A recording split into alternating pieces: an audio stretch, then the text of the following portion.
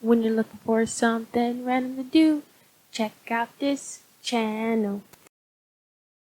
Hey, welcome back you guys. So for today's video, I'm just showing you the update on the bok choy. So I planted 3 bok choy. As you can see, one has died, but these other 2 are growing pretty strong. They're growing, they're looking nice.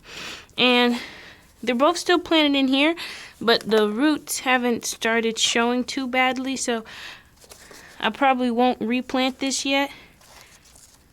But they're looking really great and they're growing just as I expected them to. And that is the quick little update. This is about 2 weeks of growth.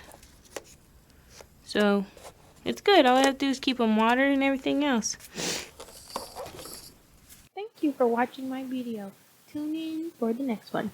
If you would like to see me do something special, write it down in the comments. Like and subscribe.